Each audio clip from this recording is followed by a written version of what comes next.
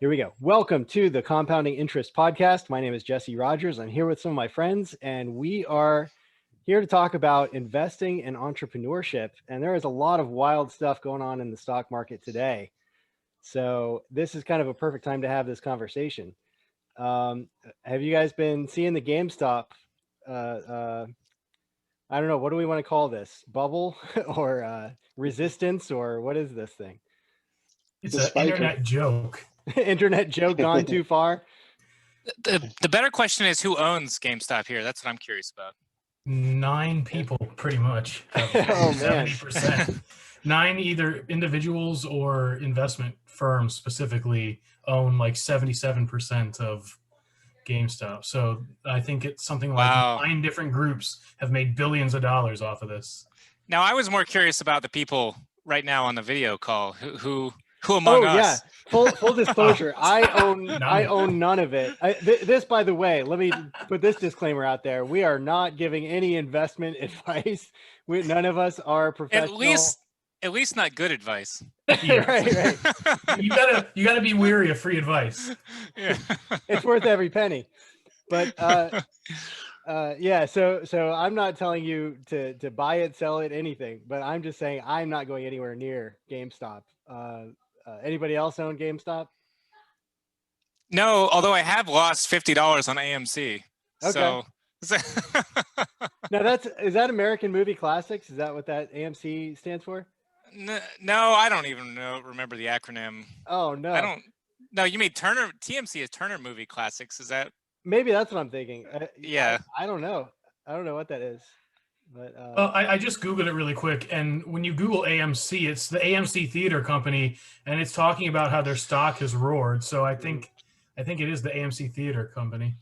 Yeah, I bought that thinking I was ahead of the curve, and then that evening Robinhood started closing down, people being able to buy it. I mean, when I bought like $150 of it, right? So it was like extra cash in my investment account. I was like, hey, let's see what happens. This is a fun game, and then of course I lose $50. I mean, maybe in 6 months I'll have gained $20. Who knows? So Alan just joined us. How you doing tonight, Alan?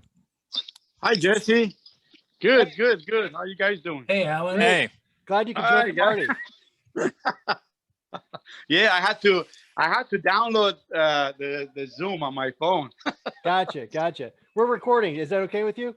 That's fine. Yes, absolutely. All right, cool. So, yeah, I when it comes to the trend of the stock market today, it looks like just about everything was down.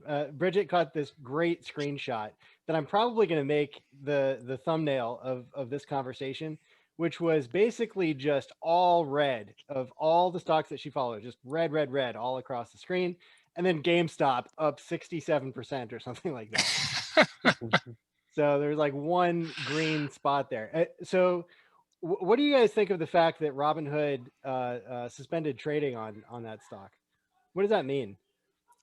if I were, I don't use Robinhood, but I think if I were, I would feel like it has to be some sort of breach of contract between me and Robinhood. I mean, when I use a broker, it's under an agreement between the two of us that my purchases will not be manipulated for a greater goal of the broker. So, right. That's obviously not knowing what's in the broker's contract language, but at least if it's not an explicit term of the contract, it seems like there's a good reason for them not to do that and for the law to be on my side. But that's it's essentially just an intuition of mine, not based on anything else besides that. But that could make for a class action lawsuit, though. I hope so. I heard their CEO went on Chris Cuomo on CNN last night, and I don't think he fought his argument very well, in my opinion. But, I'm a little more cynical too, in that he went on there, and I don't know, this isn't exactly about the topic itself, but he went on there saying that his number one interests are, his customers and the people who go through his platform to have access to the markets. I don't buy that. He's a CEO of a company who's concerned about their bottom line.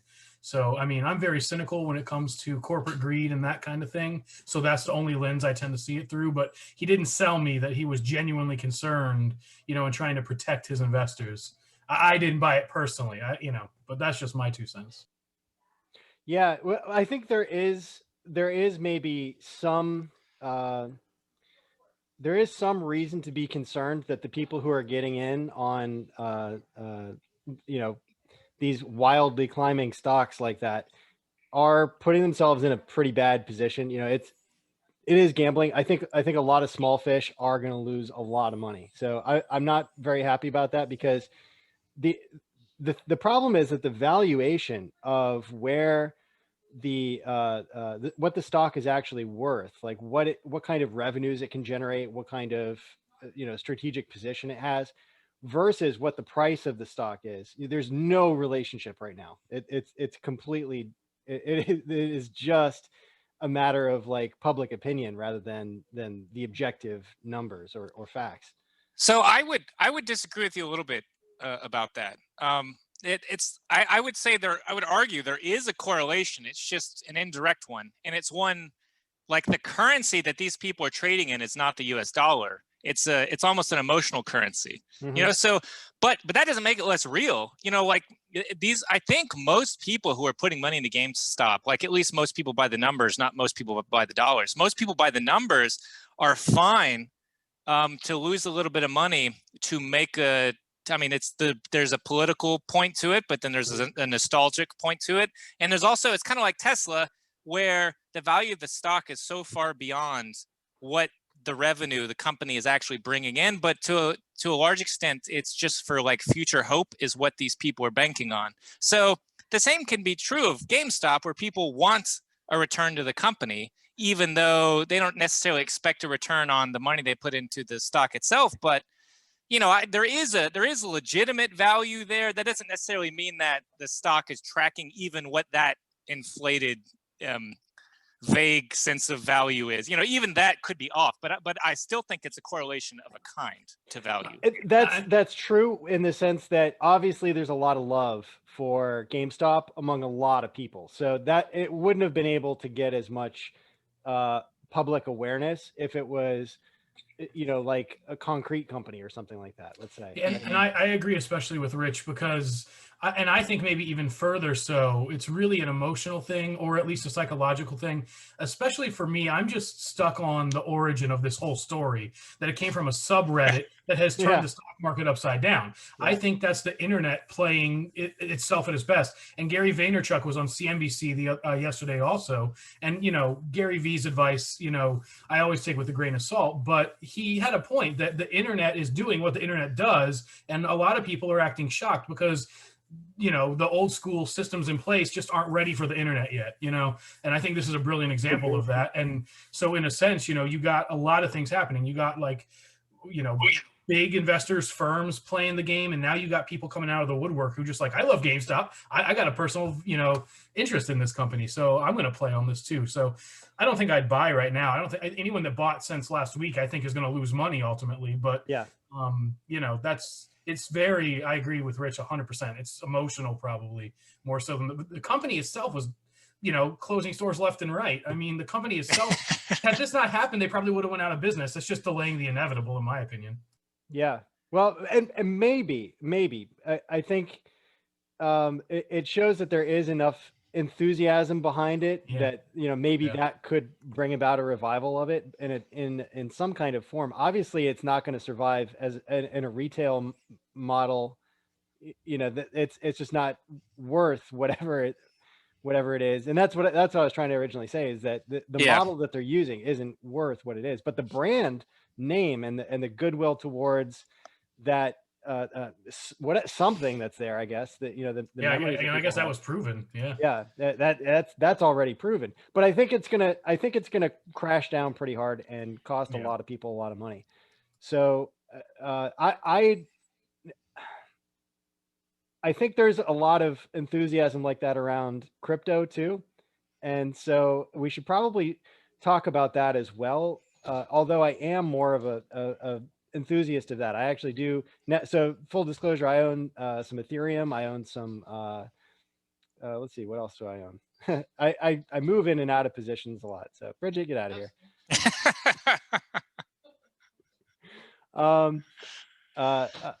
Oh, Uniswap. My brother writes for Uniswap sometimes, and so he's told me about it, and so I got some Uniswap as well. And so there, with crypto, I think a lot of people believe that it's also just a bubble. It's one of those things that's just it's climbing, and then it's going to crash, and it's going to come down really hard and cost a lot of people money. I don't think that's true, but I think there is an element of truth to it, that you can look at something like Dogecoin, which is really literally a joke, right? It started as a joke and it's worth like billions. So joke's on us, I guess. I don't know. Well, not me. But there's no scarcity. Yeah, and not me either. I'm not. I am not in Dogecoin. But there's no scarcity to it. You can make infinite amounts of Dogecoin. So there is no cap on it. So yeah, I was stuck in the joke on Bitcoin when that was first, because I remember before, even when it was, worth nothing, double-digit shares. There was this kid in a class I was in, and he would always start the class by engaging the professor on Bitcoin. Like every day, this kid would go at it with the professor. And, the professor's this older guy, and he's like trying to get the kid, he's trying to be nice and listen, and I was even in the back of the class, like, come on, man, I want to, get this underway. Let's go. And then, 5, 6, 7 years later, I was the one eating my own words. So, I mean, the cryptocurrencies are definitely not something to doubt anyway. And that's part of what made me decide to do this podcast in the first place and start this community, because I was in those same classes where, we were trying to learn, how to calculate volume, or how to, do this mathematical proof or whatever it is. And just like you said, it's like, okay, let's get on with this. Stop talking about Bitcoin. And those of us who ignored those conversations are, $100 back then would have gone a very long way now, let's say. Brendan, I see your camera's working over there. Did you want to chime in with anything?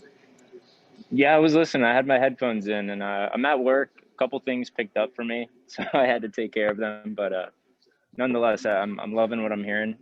Definitely have some things that I was thinking about as you guys were talking. But I'm just catching back up because I kind of had to finish some stuff up here at work. Yeah, no worries. No, I'm glad you're able to be here.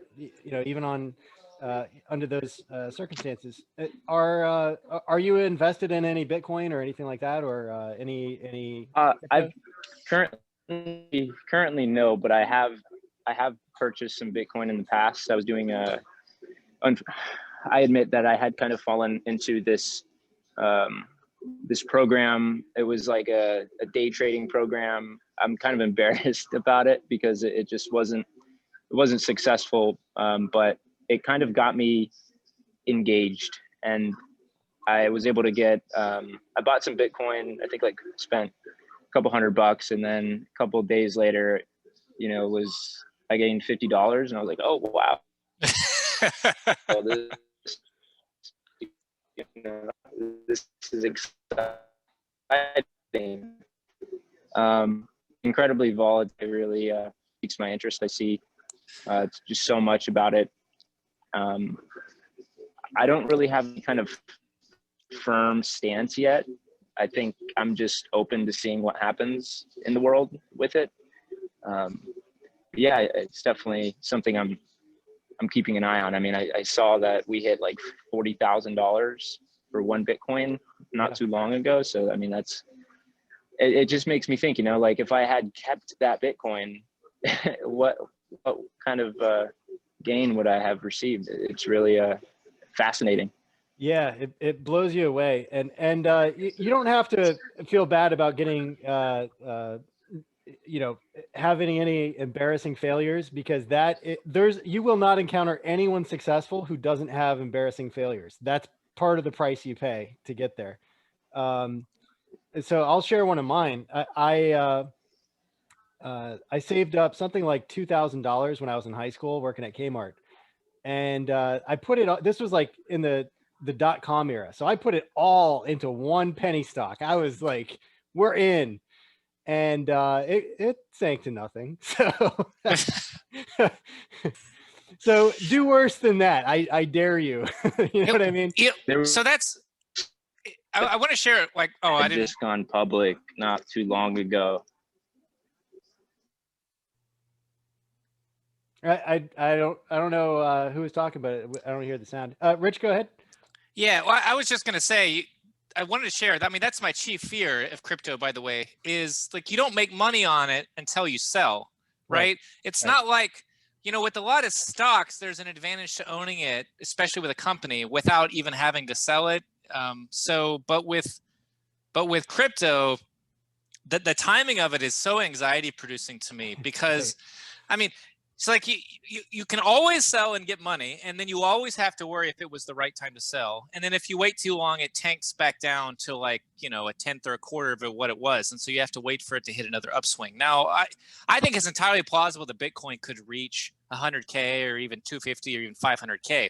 But is it going to stay that much? And are you going to cash out at the right time when you own it? I mean, at some point, I have to think that the technology will become obsolete. Now, maybe that's 5 years from now or it's 20 years from now, but I have to think that it's inevitable. And at some point, the value will come down to zero, especially because as a currency, I see its usefulness is very limited. I bought it when it was at 20K, and I immediately lost a little bit on it, but I still own like 5K of assorted cryptos, a little bit of Bitcoin. But I'm just going to hold on to it because what the hell, but I don't know when I'm going to get out.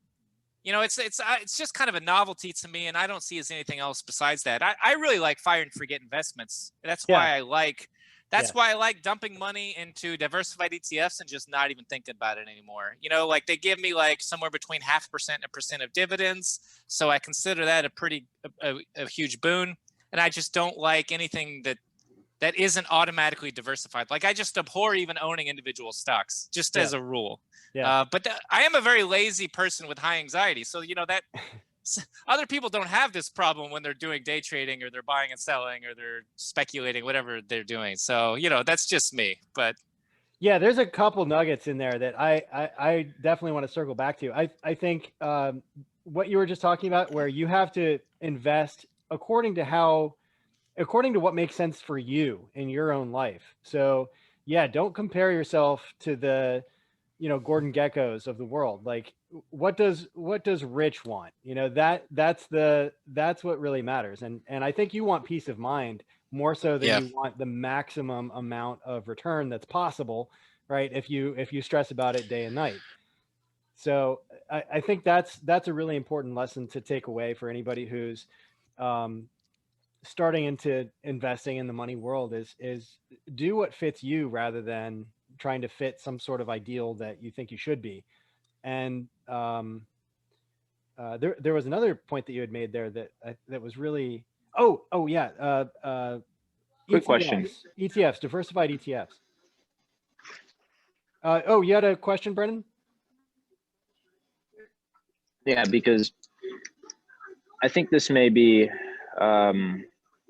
just depends on what the preference is, but in terms of like someone who doesn't have any kind of like commitment to stocks yet and they want to start investing, what would be like the right platform to get started with? Like Robinhood or E-Trade? I've got a pretty good answer to that, and I'm sure you guys can chime in too. I don't think it matters so much as there's a number of options for commission-free trading. And I would just, like, I use Schwab, but there's like Webull or Webull, there's Robinhood, there's Vanguard. I think all these guys have commission-free trading. I think any of those would be a pretty good option to go with. Today, I think you're kind of being a sucker if you're paying a commission on stock trades. That's the only thing I would look out for, is just do a Google search and make sure that your broker's not charging you a commission for buying and selling. Right. You don't want to dial them up on the rotary and and call in the trade and have to pay a commission. Absolutely not. So yeah, I use TD Ameritrade, and there's no commission on that either. So I totally agree with Rich. It should be no commission, whatever you're doing.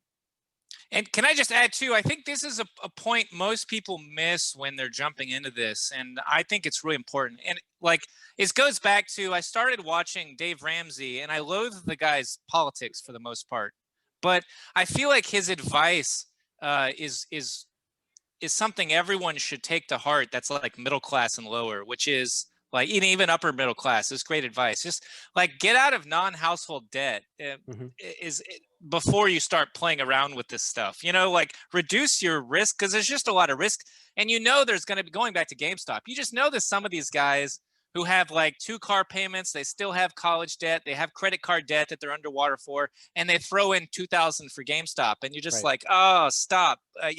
You know, it's just these guys are playing money or playing a roulette wheel with money they don't really own. It's almost like they're buying, like going into debt in a sense to buy a very risky asset like a security or a stock. So I don't know if that's what I would always want to tell people. It's just get out of household debt first before you start. Now, if you're making an absolute ton of money, the rules don't really apply in the same way. But I mean, who among us is just hand over fist pulling 300 or 400K in, you know, where this isn't that big of a deal. But for everyone else, that's what I would want to tell them. So.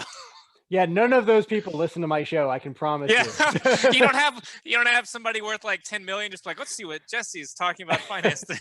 Not yet. No, I'll try to Someday. find one. I want to get one watcher that is in that caliber. But yeah, Guy, how are things going? So far, so good.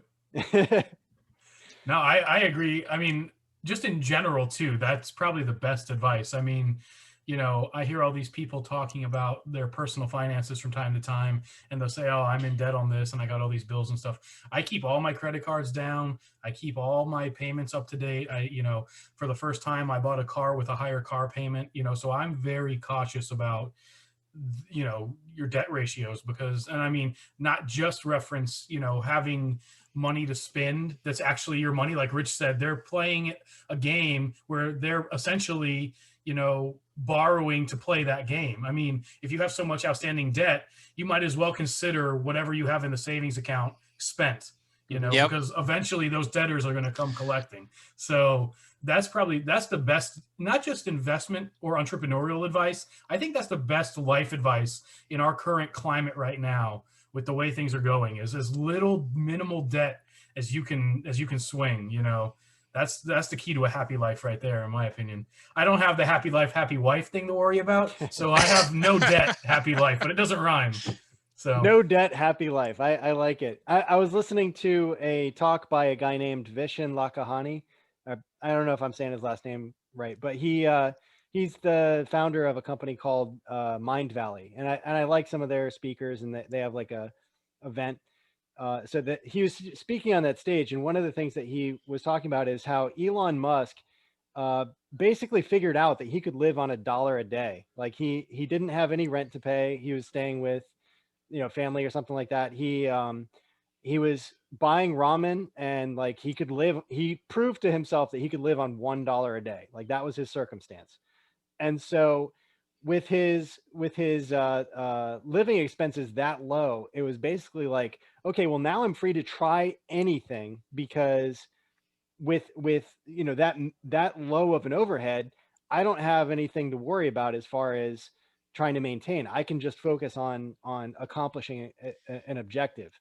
And hey, can I poke a hole in that real quick? Because he must have been off outsourcing some of his living expenses to other people to live off that amount, you know. So if you can do that, okay, fine. But most people are not in a position to outsource those living expenses, because I mean, obviously you have shelter and you have utilities and you have healthcare. Those are things that have to be paid for one way or another without introducing a whole ton of risk. But I mean, otherwise, I can still, even with those things, I can get my living expenses pretty low. Now I have a huge advantage because my healthcare is covered. But these are things people should consider: is how low can you get your living expenses, and what's the minimal level you can achieve. So I think that's a good lesson. So Elon was convinced it was $1. That's probably unrealistic for most of us, but you know, if you can get it, the lower you can get it to where, you know, I don't need to spend X amount of money. So now I can put all of that away and invest it towards something that can really propel me forward. But if you get a little bit of success and then you're like, oh, I'm going to go buy a Lambo, like now you're locked into something, you know what I mean? It's like a Tesla, right? A Tesla. That's how like professional athletes and professional musicians get themselves, Yeah. you know, I don't know the current number, but a few years ago I read a study that showed like 87% of the professional football players in the United States end up bankrupt by the time they finish playing sports because they're not handling their money correctly. And you know, but I just thought too, while Rich was talking, it made me think compounding interest. I know we don't want to go in this direction, but it can compound against you also. Oh, Yeah. that's the truth. Yeah. I know someone who had a 40K student loan debt, and right, they graduated college with it, and now it's a private loan. It's not a government loan, and all of a sudden it's 60K, and they were shocked to learn that. It's like, you know, you have to get rid of these things. They will come back and severely undercut your future, like your retirement. They'll undercut everything because you can't even discharge this crap. So I don't know. You're right.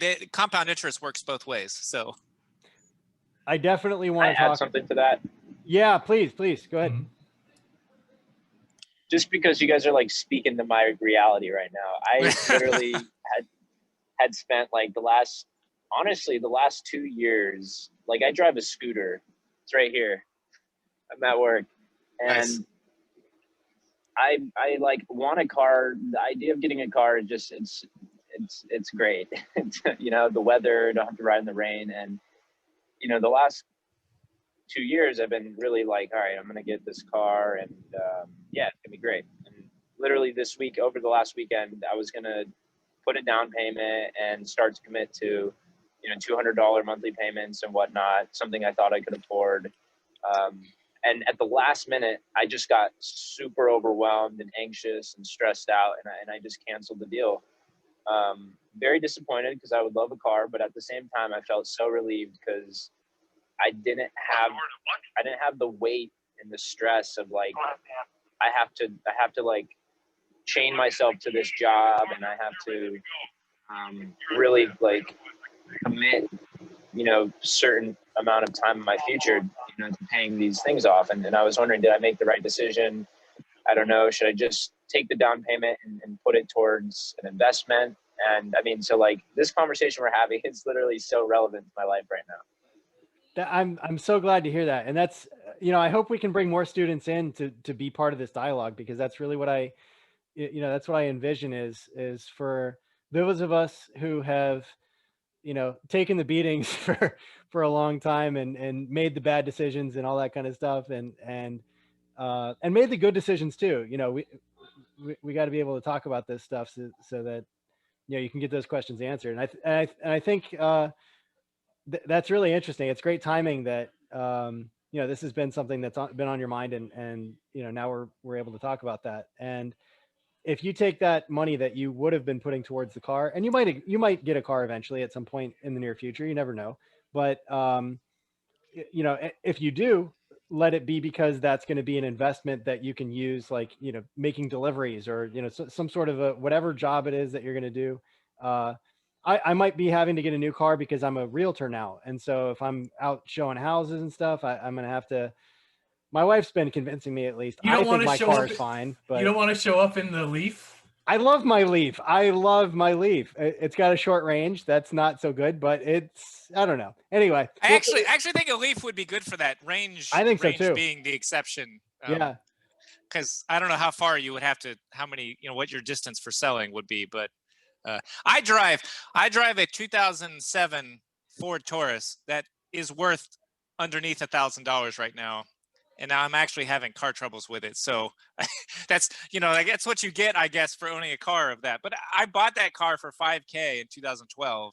Yeah. And it's lasted me this long. I think it just needs a new battery. I'm about to find out. But, you know, there's a lot of advantages to driving cheap too. A finance advisor put it this way. They said, look, the way some people that go from buying a new car to buying a new car, those car payments over the period of 20 years is a retirement fund. Yeah. I mean, yeah. that's worth $2 to $3 million over a period of 30 to 40 years. So Yeah. Yeah, I just came out of the same place too, because I was driving old beaters that we paid cash for and just drove it until it literally was more expensive to fix than to just junk. And then for the first time at 28, I bought a used car, a new to me car, like a 2016. But here's the thing, I see all these people on social media, and sometimes, I just sit back and I'm like, no one's teaching these people this. They get out of high school, they get out of college, they got a full-time job. They're not necessarily in a career path, but they think they got a little spending money and they buy a car, or they put a down payment on a house. Now, how real estate could be different, but I don't know. When I was very trepidatious when I was young to make long-term investments, Yeah. when so many unknowns were in the air. So especially when it comes to auto, people, they get a little bit of success, and like Jesse said, they go buy a Lambo or Ferrari or whatever. If I got a little bit of success, I might go buy, a Ford or a Chevy. I'm going to get something a little cheaper. I'm not going to spend that much money on a foreign car, unless I got like millions of dollars in the bank. But, then again, like Rich said, are those people listening to this podcast? Right. Not yet. Not yet. Not yet. Hopefully we can get them in. What do you want to say, Rich? The audio is it's a little, the volume's too low. Oh yeah, that's fine. Yeah, something's definitely wrong with your mic though. I can't really hear, but it sounds like you gotta walk away for a minute. Yeah, but All right. so yeah, I think if there's anything that can come out of this podcast that I would be the most proud of, it would be people who are basically living paycheck to paycheck, learning how to scale that back and build some room for themselves so that, maybe 30% of what they make can go towards paying down debt and getting themselves out of the situation. And then, or maybe more, maybe it's possible for some people to do more. I'm so grateful that I had 2 years of community college before I went away to university, because I saved so much money during that time. And I wish I had been a little bit more focused on what to do with it back then, because Yeah, likewise, I made that mistake of delaying my undergraduate education for so long. And, now I got very lucky that I worked for a major corporation and they reimbursed me for a good chunk of my undergraduate work. So I got very lucky in that sense. But I definitely agree. And also just one other comment on paycheck to paycheck living, and that's not even necessarily, there's a lot of times a negative connotation to that. But I mean, even for instance, myself, I have a job that pays a pretty fair wage compared to like other entry-level jobs. Well, I guess I'm not in an entry-level position anymore technically, but the point of the story is you can still be making decent money comparatively and still be living paycheck to paycheck. So yeah, no matter what your position, you can always probably, I know I've been working on this, especially trying to get my debt down to zero, which for the most part I have, except for student debt, and obviously my new car. But outside of that, anyone in any position, most likely, except for like Rich said, people that, have a lot of money, anyone else can probably improve upon their debt ratio or how they're saving or investing or investments they have, like vehicles or real estate as well, not just the market. If you take someone who is making, let's say 50,000 a year, and they put away 25,000 of that and just live on half, that person, in my view, is going to be better off than someone who's making 200K and spending 195K. You know what I mean? Right. Yeah, it's like, absolutely. It's not how much you make, it's how much you invest. Because I was going to say save, but I actually don't think saving is a good idea, and we'll get into this in future episodes, but saving will eat away, like inflation is just going to gobble up your dollars. So you do not want to leave them in a bank. You do not want to do, well, I can't give advice, right? I can't give financial advice, but it's the interest rates you can get in a savings account are like pennies. It's nothing. And so you won't even stay ahead of inflation if that's what you're doing. So in order to really see the gains, the compounding gains, you have to be invested in some things. But Rich was hinting at that with diversified rather than single stocks. If you're diversified, you've eliminated a lot of risk. Like I know this firsthand because I invested in one stock and that's how I lost everything. when I was Yeah. a teenager. And if I had taken that same 2000 and if I had invested it in a portfolio of, every stock on the NASDAQ or something like that, that would be a much better position.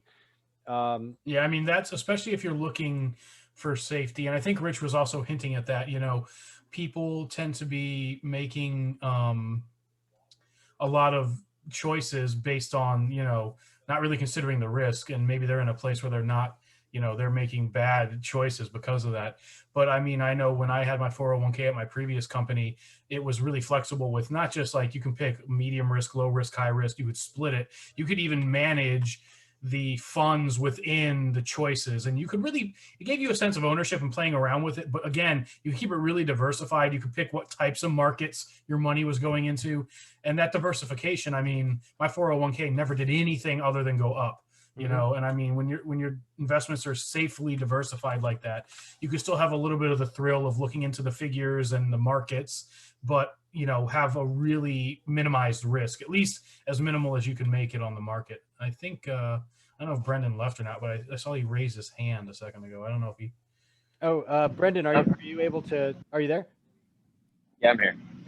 So one point is I had a certain amount of money saved up for a down payment, and that was $5,000. I was going to put $5,000 down on a new lease, and then have $200 monthly payments, which I could afford monthly. But then after canceling the deal, I was considering, like, should I put this $5,000 towards an investment? And if so, how should I diversify it? So I think you made a good point there that's kind of raising my eyebrows now. Mm-hmm. Yeah, I just can't even tell you how much I wish that I had put it into something diversified, because that would have changed my mindset for a long time too. I responded to that loss by sort of like burying my head in the sand, and just, it was too painful to even think about investing for a long time.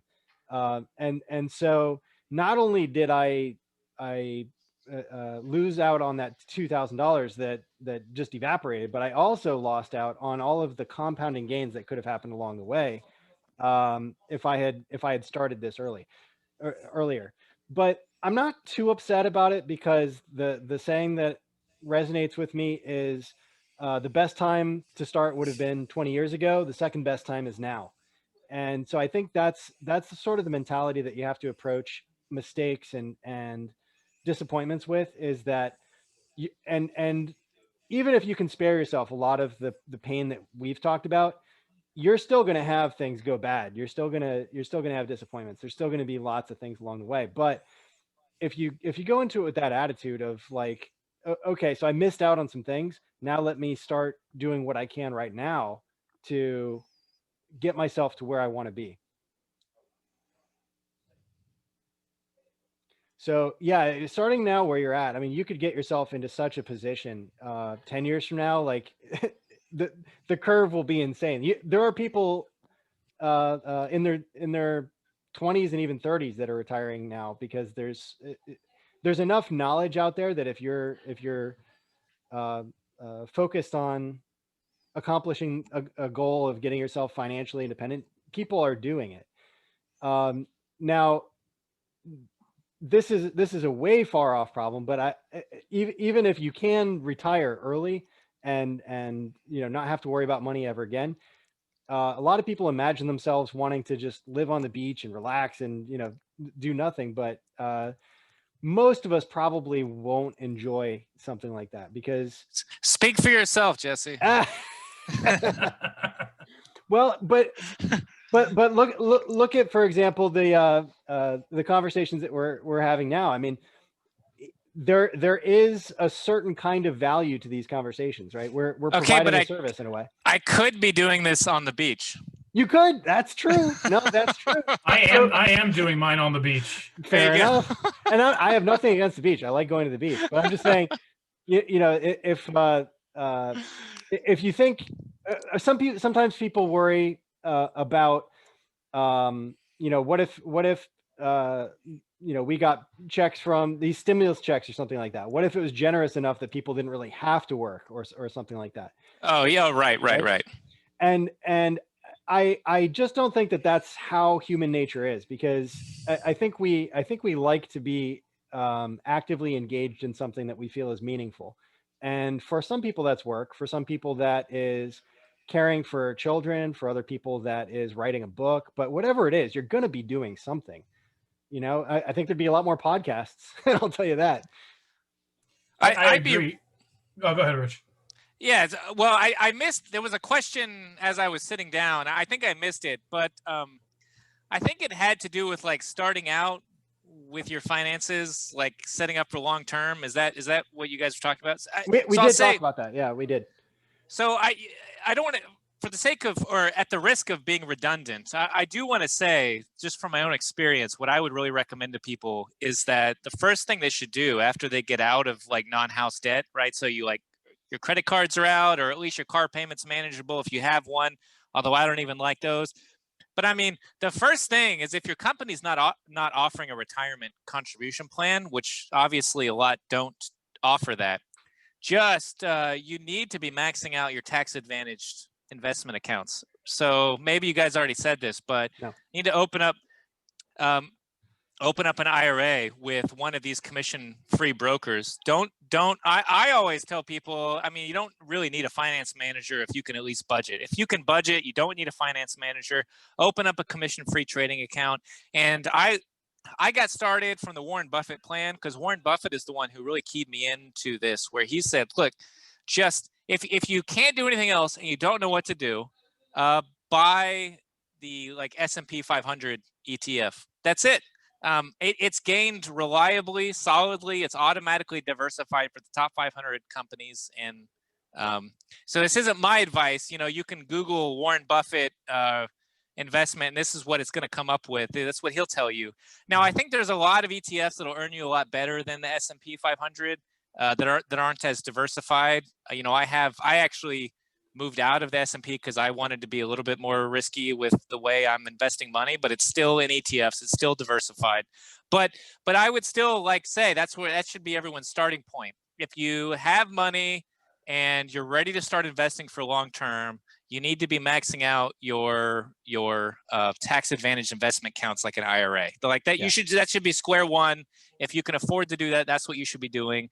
Do a monthly contribution, and but if you have the money, you don't even have to do a monthly contribution. Just do a lump sum at the beginning of the year, which is what I did. So, you just open up an IRA account with a broker, put in $6,000 per year, and you're good to go. So. Yeah. Anyway, that would be the better thing to do with your money for sure, Brendan. Well, I can't say for sure because I don't know how badly you need a car, but if you have $5,000 to put into a Roth IRA, you've already paid the tax on that money on the front end. So when you when you cash it out at the end, the way that a Roth IRA works is that you will not even have to pay tax on it later down the road when you're ready to retire. Here is one of my thought processes for getting started with an investment. Was there's a particular stock that just recently went public called Luminar, and it's a self-driving car technology, uses LiDAR, long distance laser detection, basically. So I was thinking okay, that's something I personally am interested in. So maybe I'll put $1,000 in that. So I wasn't really thinking Roth IRAs or all of these kinds of things that you guys are mentioning. Those are kind of I still don't really understand them very well. I kind of think of investments such as certain stocks. Yeah. So the Roth IRA is sort of an account, and you could have stocks within the account. Go ahead, Guy. I was just going to say that could be an excellent idea for an episode all in of itself, just like terminology and 101s. Yeah, I'm going to bring in, I've actually got a friend who's a financial planner for Edward Jones. We went to college together. And so I'll bring him in a future episode, and we could ask a lot of questions. I think that's a great idea, Guy. So I've spoken with several financial planners, and they always try to sell me on life insurance every single time. I'm never happy with it. I Right. don't agree with it as a matter of principle. They're Every trying time. to sell me every time. And they're trying to sell me things that they earn a huge commission on. I Yeah. mean, maybe I'm not, for some people, there's an enormous advantage to financial planners. So I won't knock it for a lot of people because they need like a person to provide motivation. Here's how much you're contributing every month. Here's what we're going to do with it. And even if they earn a commission, they're probably, you know, at least earning you more than you would have gotten otherwise. But for everyone else, I don't even like buying individual stocks. And this is why, like, I'll go ahead and throw this out there. Like, I love ETFs, exchange traded funds. It's basically just a collection of individual stocks that's automatically diversified. So for anyone who's getting started investment and they want a retirement, I really think I love ETFs. The like the most solidly basic diversified one is the S&P 500 ETF from Vanguard. You buy it and sell it just like a stock, but it's not just one company, it's 500 companies that you're buying ownership of all at the same time. So I think the 3-letter designation is VOO. I'm not 100% sure. I'm not telling people to buy it, but I do think that's like the most basic. Like, this is the thing that Warren Buffett recommends, is the Vanguard ETF, exchange traded fund. I just think like it's just like the basic, like research that, then you move on to other ETFs and you kind of decide what's best for you. Like, obviously I had to do a lot of research to figure out what I was comfortable with, what I was happy about. But like, if you're looking at self-driving cars, for instance, there's an ETF for companies that are just self-driving cars and self-driving car related technologies, you know, so like that exists, and it's less risk than just buying one company. Right. So that's why I'm a huge fan of ETFs myself. That's a really good point. And I think, though, also to your point, Rich, I mean, I've had that experience happen. You know, I haven't seen a lot of financial planners, but I have a couple of times, and I agree. It's always the same. It's like it's a sales pitch. It's really not. Yeah. But I think what will be interesting is if Jesse has, you know, a financial planner, you know, someone that he knows, I think talking to them subject to our type of interrogation, if you will, I think that could yield at least something interesting for the people listening, because the target audience I would be, you know, I don't want to say younger people, but people looking for this type of information. So they could bring the black and white data and we could, you know, pull out of them, you know, in a certain direction that probably, hopefully eliminates at least the sales pitch part of it. Well, he's talked me into joining him in some networking activities. So I'm going to be meeting people from like all over the place just for these speed conversations, you know, introducing myself to people. And, you know, he likes to do stuff like that. So I know he would love to be part of this conversation and to meet you guys. And he's never tried to sell me life insurance. I do appreciate that. Okay, I will say, so in defense of finance guys who try to sell life insurance, I think if you are maxing out your tax advantage investment accounts already, and you're maxing out I've had just enough to drink where I started forgetting what I'm but if you're maxing out the tax advantage accounts, right, like, and you don't have anything else and you just don't want to think about what you're doing, then whole life insurance where you have an ownership stake in it isn't necessarily a bad idea. But that's if you're maxing out every other tax advantaged investment account you can do. And I talked to 3 separate finance managers. They've always tried to sell me on stuff that's super high commission. And the thing about a finance manager is that they take a cut. And that's what people have to appreciate. Now, there's a fee associated with what they're doing. It's not free. You don't pay in cash up front, but they take a percentage or whatever every year off of your gains. And even, in fact, if you lose money, they take a percentage regardless. So like over 20 years, that's a lot of money that they end up keeping. Now, if you wouldn't have invested that money otherwise, then it's worth it. So that's the key. But for me, I'm addicted to putting money away in long-term investment accounts because I loathe work. I can't stand it. So my substitute for that is to put money in long-term investments, and then, you know, we'll see where that gets me. So far, so good. Real estate. Oh, we could talk about this too. I not to throw too many pieces of wood in the fire, but if you own a house in a growing market, like, that's a great investment too. So, you know, it's something for people to keep in mind. Obviously, that's like, being a veteran, I have I have access to a VA loan with no down payment. And unfortunately, most people don't have access to the same benefit that I do. So, obviously there's the down payment is a piece of that. That's not easy for most people to get, but it's useful to think about anyway. That's a fantastic point. And that's part of what made me want to become a realtor, is because my net worth was really stagnant for a really long time. Like I said, I avoided investment. I was gun shy on that for such a long time. And that did not really turn around for me until I bought a house. Not only was my rent lower, I mean, my monthly payment. Low, yeah, my monthly payment was lower buying a house than it was renting, right? Because you're locked in, so that is the downside maybe, but the upside is that you pay a lot less for a comparable piece of living space if you get yourself into a good situation. And I did. Yeah, especially in in our market area particularly. Yeah, Florida is definitely booming too. Like it's one of those places where anybody who is it's able weird. Rent is ludicrous in this area. Crazy. But real estate is, I came close. I haven't done it yet, and I probably honestly, should have. But I've looked into, buying instead of renting, and I mean, it's definitely the money. Just it's plain as day. It would have been cheaper. I kind of feel foolish even saying that I didn't, but. Well, Guy, let's look into this. Well, I have the MLS. We can look at whatever you want to look at. I don't have any particulars right now, Jesse. I don't. Jesse, you just let me know what you want. We'll go find it. I was going to say, you want me to be your first sale? I do. That would be fantastic. Let's live on the podcast. Yeah, right here. That's how it's done, ladies and gentlemen. Look, if I were moving, I will say this: if I were moving anywhere in the country, it would be in Southern Florida right now. Yeah, 100%. You just can't beat that weather. I don't know. Maybe Southern California. Beautiful today. You can beat the weather, but you can't beat, the taxes. So yeah. Well, I also this is a completely tangential conversation now, but I'm afraid we get the hurricane risk once a year, right?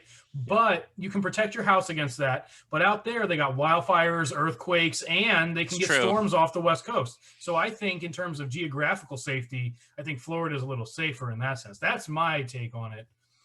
In terms of the beautifulness of the environment. And, I don't think you can beat this beach behind me.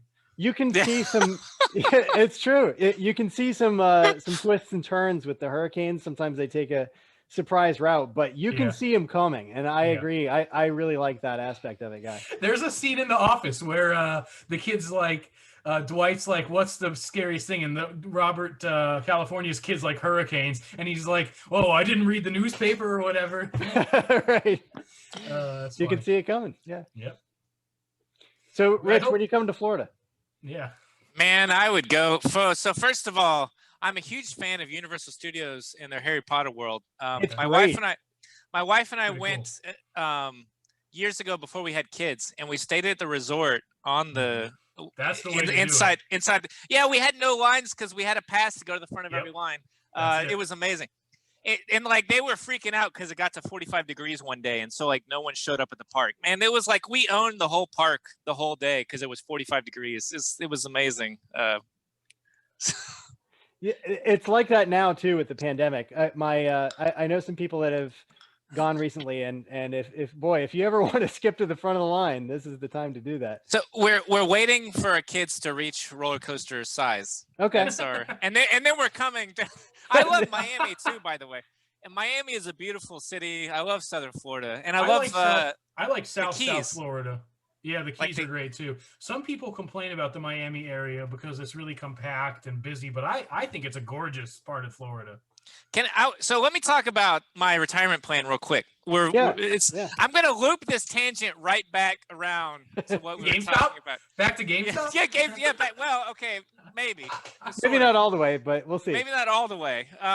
So I've been very fortunate in a couple of areas. So some of these things I'm going to talk about they're not generally applicable, but some of them are. But so like I started out with a useless graduate degree that I knew I didn't want to actually work with. I have a law degree. And so between my wife's master's degree and my law degree, we had like 150, 160K in debt.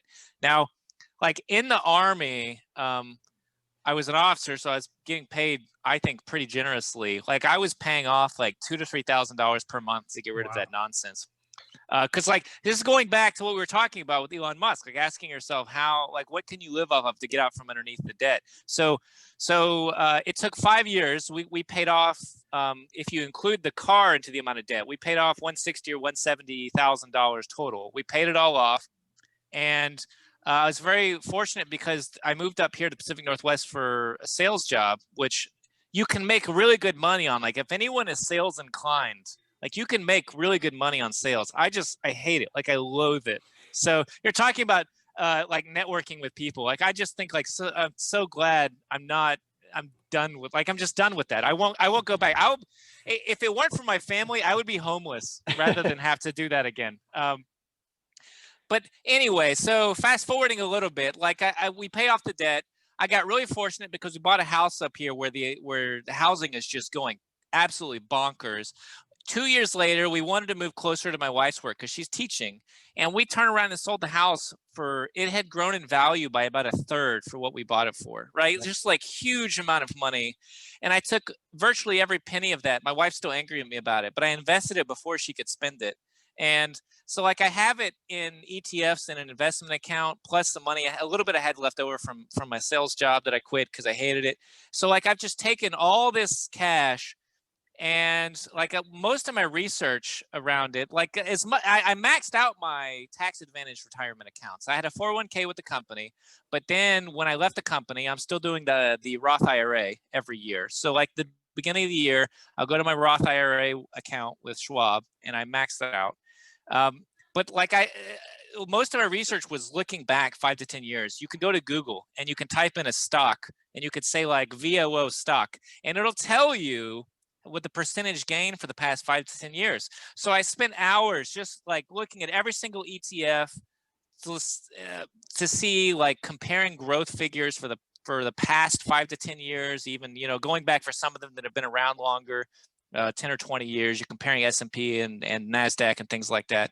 So I invested all my money based on over the last 10 years, what some of my ETFs have netted, they're like 10x growth over like 7 or 8 years over the last 10 years. So what I'm judging right now, if that growth pattern continues, I should be able to retire 10 years from now based on past growth, if it's any indication, over 5 to 10 years past, not just like 1 year past, because that's not really predictive necessarily. So now we have another house here that we moved closer to my wife's work. So the housing market's still growing a ton up in the like greater Seattle area. So 10 years out, I think my wife and I have kind of talked about having a decision point where we're looking at selling the house, taking the equity that we've built up in the house, either buying a new house in a much cheaper area somewhere in the Southeast or maybe in Texas, or this is my fantasy, is buying a yacht that's totally solar powered and just living as a nomad, just migratory in the waters, maybe in the Caribbean, maybe in South Florida, and just, living with the maintenance of the yacht, and that's it. And then I'm good to go. So that's a cool idea. Especially, the technology will be just so amazing by then that, it'll be all automated, self-cleaning, whatever, it'll That's the fill its own idea. laundry. Yeah. Yeah. Maybe even like a 3D printed yacht that yeah. Oh, that's it's perfect. like pennies. Yeah. Exactly. It's pennies. I want a robot servant. I want internet. I want a TV and a bed. And I'm good to go. That's right. it. How can I retire on that? So that's my goal. So that's the plan, kids. Let's do that. Yeah. I mean, the problem is with kids, I have 2 girls. They're going to be teenagers at this time. And I sure as hell am not staying in a small space with 2 teenage girls. So we'll see I don't know, so I'm totally unrealistic in my goals, but that's the plan. So we'll see what happens. That sounds like a lot of fun though, Rich. Living on a house yacht with teenage girls does not sound fun. No offense. No, well, fans, Rich. Not that, but maybe they can have their own boat that's just like autopiloted to me, right? So it stays close, It's like There's a little helicopter rowboat that takes them to the mainland. So yeah. Yeah, a drone ship that Yeah, just there you go. flies them. We're in the future now, Jesse. You got to catch up. No, I see that. I see that now. I see that. And that is, I think, the sort of delusion that GameStop is based. Yeah. Hey, look, he took it back. So I There brought it back is. home. There it All is. right, there it is, ladies and gentlemen. All right. So I think that's a good spot for us to finish this episode out on. Did any of you guys that we haven't heard from, do you want to chime in and Yes, I was thinking all that's good. Oh, everything sounds great. But we also should think about investing in silver, gold, even just little amounts, little by little, in case the system crashes, you have something to barter with, or I think platinum is also pretty good. And you can buy all this stuff online, little by little, invest $80 on 1 gram of gold. They'll send it to your house, and or coins, or if you go to gun shows, they'll sell them there, and all that stuff, because who knows, maybe these are the last days that we're living in. You don't know until it happens. I agree with that to an extent. Can I think there's Yeah. a better investment for the apocalypse than gold or silver. And you touched on it by talking about a gun show, and that's bullets. yeah. Bullets, Not to sound like a Yeah. right-wing, like crazy guy, but if you shoot, just hold on to some ammo, and that's really not a Yeah. bad way, not a bad way to go. Just, consider it a long-term investment too. I think that's a really interesting comment too. And my brother John couldn't join us tonight. He's actually, I don't know where he is, but he does invest in gold, silver, and copper. He has a lot of precious metals that he's been bringing in, and he can keep track of based on his weight how much, and it's, since he's been investing in it, he's been earning on it, not like crazy returns, but I mean, even in the couple of years, maybe 4 or 5 years he's been doing this, he's already made some money. And in this apocalypse scenario, he has a physical precious metal. He's a big proponent of that. So if we ever do an episode on, physical or precious metals or other bartering implements, I got to make sure we bring him in on that. Jesse, I hope you're keeping a list of episode topics. I want to be in on the apocalypse episode. This sounds pretty awesome. I'm going to rewatch this, but yeah, the apocalypse episode is definitely going to have to be on there. I have another friend who is asking me about precious metals too. So okay, there we go. I need that conversation. So precious metals and apocalypse episode though should be separate, because I want to talk about guns and weapons and location and tactics also. Okay. Wait, you're just going to reveal all your secrets on YouTube? Apocalypse Part 1, Apocalypse Part 2. There you go. I'm gonna give him I'm gonna give him my third tier plan and hope I never have to go to it. There you go. Okay, fair enough. And it has nothing to do with investments or entrepreneurship. I just think it's interesting to talk about. Well, there is a market for selling products to people who want to survive the apocalypse. So yeah, absolutely, that's true. If you want to be an entrepreneur, that is one avenue you can take. I'm not really a right-wing gun person, but I like firearms and I shoot, and so every once in a while I'll pick up like a gun trader magazine at Publix or something, and you'll go through it, and there will be ads like "The world is ending. You need this bunker and this gallon of baked beans" or something. So it's out there. You're right. What do you think? My apocalypse yacht, by the way, serves dual purposes here, just so we're clear. Right. The apocalypse yacht. If you're gonna weather a zombie apocalypse, especially, you need to do it in a yacht. Yeah, the zombies can't do well on water. Yeah, exactly. All right. Well, thank you guys for joining me. I'm going to be doing this every Friday at 6, I think. Does that time seem to work for you guys? It's a good time. Works for me. All right. So hopefully we'll just keep growing this, and we'll get more and more people in the conversation. And whoever can make it, but I'm just going to keep doing this You're going to have to mute Rich and I, because yes, seriously. Especially when I'm drinking. I think we had a blast. Now I think fun. if you guys were listening to me the whole time, it would have been boring. But with the three of us, no, and the other guys chiming in a little bit, no, I had a lot of fun. Thank you guys. Yes, and absolutely. We'll close it out and see you next time. See you, everybody. Cheers, guys. Bye.